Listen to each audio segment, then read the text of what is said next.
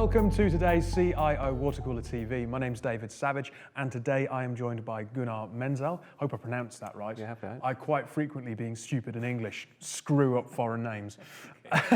But you are Chief Technology and Innovation Officer at Capgemini, correct? That's right, for Capgemini Europe. Capgemini Europe. CTIO for Capgemini Europe, yeah. That's a fairly big role.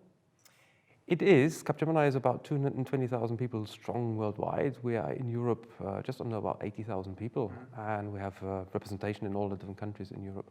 But you're interested to talk about the CIO and the future of the CIO as an architect of positive futures. So how does that relate into what you're doing? Are you in a consultancy role looking at external organizations, I would assume, and looking at how that particular role is playing a position for those organizations? CIO is clearly kind of a key stakeholder when we work with organizations.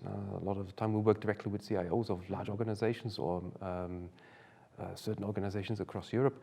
And you certainly see today there's a shift in terms of their focus, a shift in terms of key objectives that they have, shifting away from pure focusing on shareholder value to actually thinking about sustainability, environmental, and inclusion as well.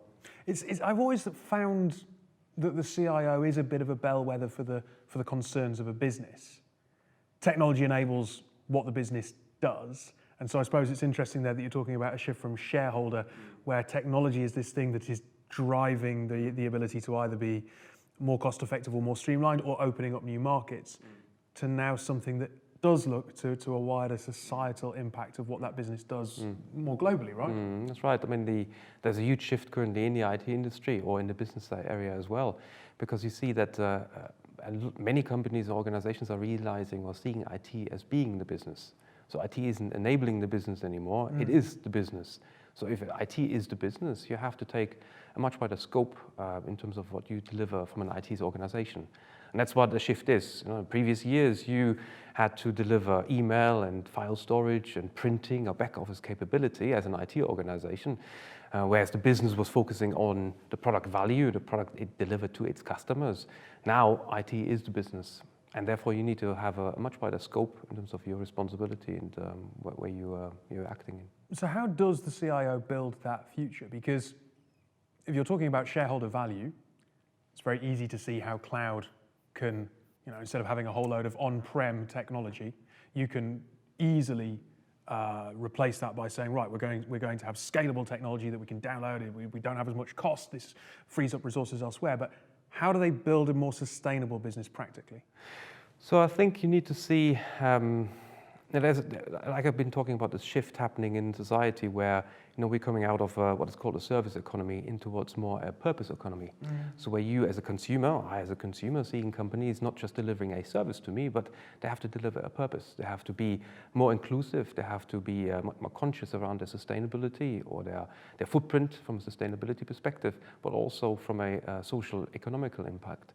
So is that not the CEO's role rather than the CIO's role? But technology has a huge part to play. If you look at pure sustainability, for instance, all of IT worldwide consumes about 3% of the total. All of IT worldwide contributes about 3% of the CO2 footprint globally. So IT itself has a big play or a big responsibility to really reducing that going forward.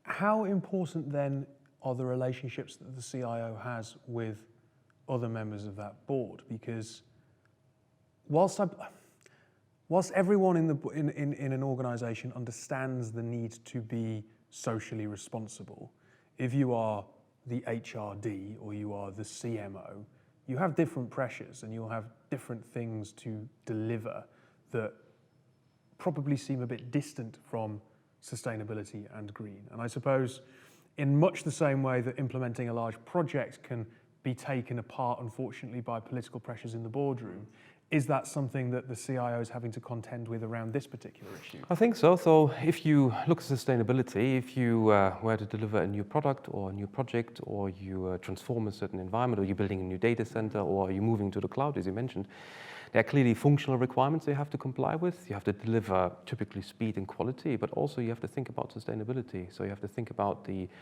footprint that you create with your IT environment. How robust is that culture towards this? Because at the minute it is topical, it is on trend, and I suppose it hurts an organization's image and its reputation if it doesn't seem to be focusing on these things. But if profits begin to fall, if the business gets squeezed, are they going to take a step back from sustainability and go back to more of the, hang on, where's our profits coming from? What are we doing? This is a nice to have. Do you think it's crossed over from a, this is something we should be doing, so therefore we're going to focus in on it, versus, no, this is absolutely critical to the direction our business is heading? I think if you look at the UN, if you look at the targets that the governments have set in Europe, including UK as well as in Germany, look at the Paris Convention, I think there's no turning back. I think sustainability, environmental impact and responsibilities are a must. I don't think they're optional. I don't think you can just pedal back to say, okay, we need to reduce on our CO2 emissions because we can't afford it. If you do that, then you're at risk at being maybe sidelined, or customers won't choose because they didn't choose with their feet. So I suppose the last thing to ask you that would just be an interesting piece of insight, where do you see the role evolving over the next 5 years? Sometimes seems a bit arbitrary, but certainly over the next couple of years. So I think when we talk about architects for positive futures, I think there are 3 key focus areas really for CIOs, next to the normal role, of course. One is what I mentioned in terms of sustainability. So really keeping an eye on the sustainability targets that the organization has, and also the contribution that IT makes to helping the organization to be more sustainable.